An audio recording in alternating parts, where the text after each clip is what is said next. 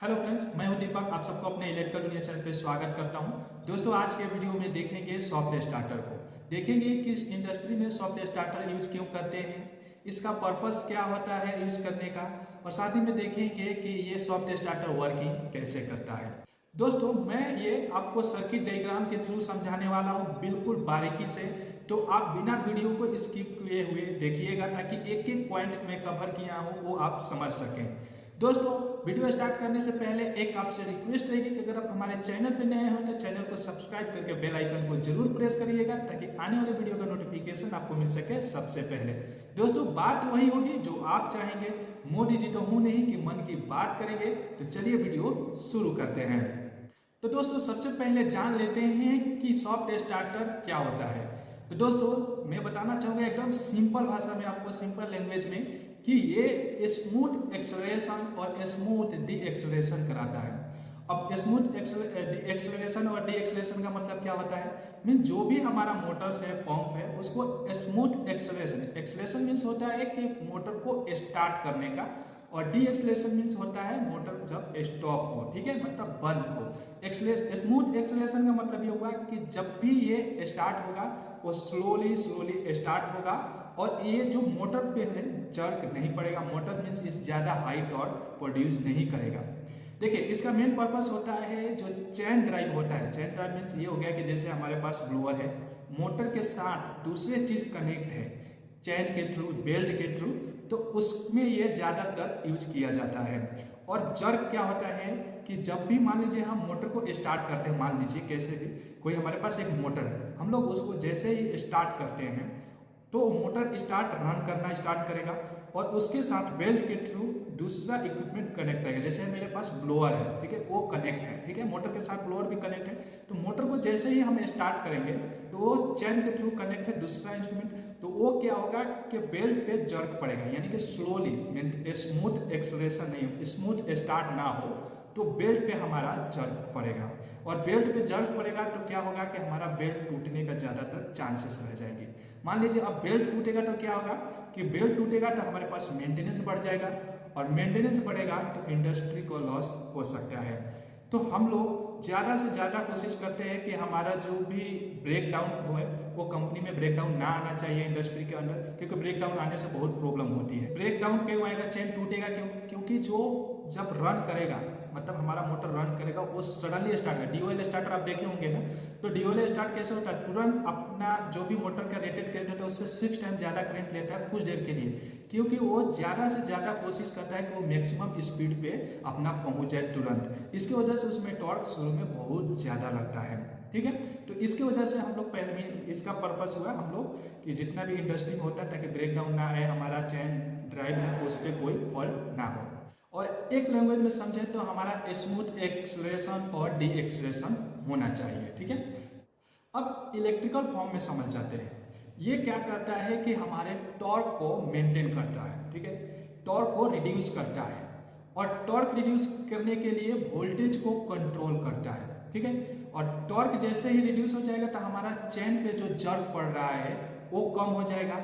और देखिए, इसका क्या है, पहले हमारा वोल्टेज कंट्रोल होगा, वोल्टेज कंट्रोल होने की वजह से हमारा टॉर्क कंट्रोल हो जाएगा, और टॉर्क कंट्रोल होने की वजह से हमारे मोटर पे जो जर्क आ रहा है वो जर्क कंट्रोल हो जाएगा, ठीक है।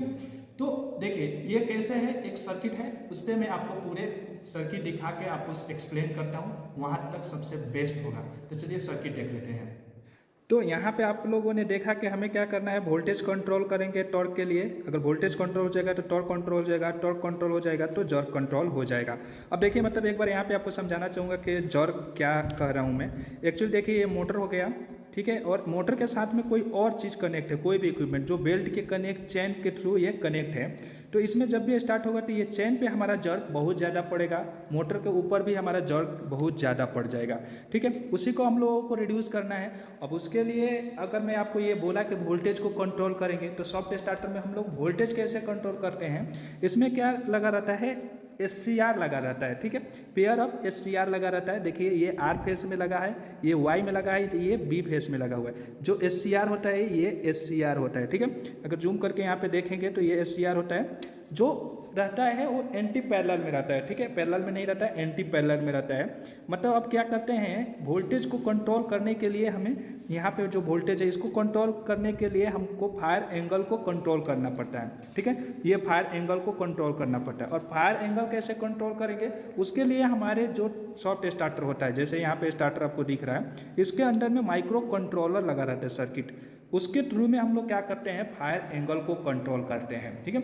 मतलब एक चीज़ आप है कि हमें क्या करना है कि यहाँ पे अगर रिड्यूस करना है जर्क को, तो उसके लिए हमको फायर एंगल को कंट्रोल करना है। फायर एंगल को कंट्रोल करने के लिए हमारे पास क्या है, माइक्रो कंट्रोलर है, तो हमारा वोल्टेज कंट्रोल हो जाएगा, वोल्टेज कंट्रोल हो जाएगा तो टॉर्क कंट्रोल हो जाएगा, टॉर्क कंट्रोल हो जाएगा तो हमारा जर्क जो आ रहा है मोटर्स पे वो रिड्यूस हो जाएगा। यानी कि क्या है कि सारा जो खेल है हमारे पास ये वोल्टेज को कंट्रोल करने का और टॉर्क को कंट्रोल करने के लिए ही, ठीक है।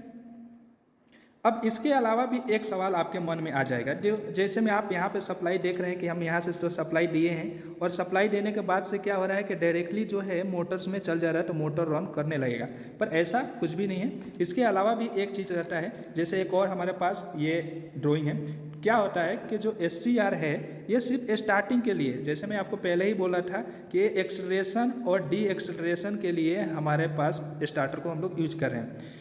क्या होगा कि जब स्टार्ट और स्टॉप करना होगा किसी भी मोटर को, इसको हमको स्टार्ट करना हो या स्टॉप करना हो, ठीक है, उसमें ही हम लोग SCR उस समय ही ऑपरेट होता है। उसके बाद से हमारे पास यहाँ पे कंटेक्टर लगा रहता है, ठीक है, उसके थ्रू बाईपास हो जाता है। पहले यहाँ पे हमारा SCR के थ्रू में कनेक्ट होके मोटर रन करेगा, क्योंकि यहाँ पे क्या होता है हमारा वोल्टेज कंट्रोल कर लेता है फायर एंगल के थ्रू में, माइक्रो कंट्रोल भी रखा है उसके थ्रू, और उसके बाद से हमारा मोटर ये जब फुल स्पीड में आ जाता है, जैसे ही हमारे जितना स्पीड है वो फुल स्पीड में आ जाएगा, तो उस समय में क्या होगा कि हमारा ये कंटेक्टर पे शिफ्ट कर देता है, ठीक है। तो अगर आपको एक एग्जांपल दूं मैं कि फायर एंगल को कैसे कंट्रोल करते हैं, तो मान लीजिए कि एक हमारे पास घर में बाइक रहती है, तो देखते हैं कि जब ज़्यादा पेट्रोल पीती है हमारी गाड़ी में, ज़्यादा पेट्रोल मतलब माइलेज जब कम होता है तो हम उसका तेल बंद करवा देते, तेल दबवा देते हैं। इससे क्या होता है कि तेल का जो हमारे पास ऑयल पेट्रोल निकलता है वो कम निकलने लगता है। उससे क्या होता है कि उसमें भी क्या होता है कि स्पीड जो होता है पिकअप, हमारी बाइक वो पिकअप ज़्यादा नहीं पकड़ती है, ठीक है। अगर वही ऑयल ज़्यादा हम लोग खोल देते हैं तो पिकअप जो हमारा पास है, जो हमारी बाइक का स्पीड बढ़ जाता है। वैसा ही हम लोग फायर एंगल के थ्रू में वोल्टेज को यहाँ पे कंट्रोल कर रहे हैं। अब हम लोग समझ जाते हैं कि हमारे पास जो ये पूरा वायरिंग कैसे किया गया रहता है। जैसे में आप देखेंगे यहाँ पे जो हमारे पास रहता है इनपुट होता है, ठीक है, जो RYB आपको दिया हुआ है, ठीक है, यहाँ पे दिख रहा है। उसके बाद से कंटेक्टर है, ठीक है, उसके बाद से ये रन बाईपास के लिए कंटेक्टर दिया है, ठीक है।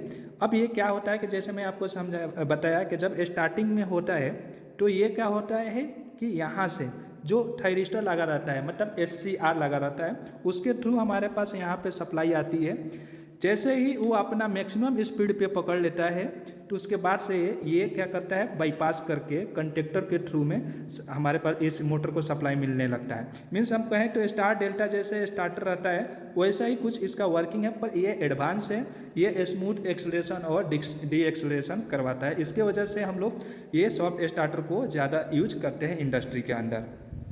तो उम्मीद करता हूँ दोस्तों ये वीडियो आपको पसंद आई होगी। वीडियो पसंद आई हो तो वीडियो को एक लाइक कर दीजिएगा। कोई भी डाउट हो तो कमेंट बॉक्स में कमेंट करिएगा। चैनल पे नए होंगे तो चैनल को सब्सक्राइब करके बेल आइकन को जरूर प्रेस करिएगा। मिलेंगे किसी नेक्स्ट वीडियो में, तब तक के लिए जय हिंद दोस्तों।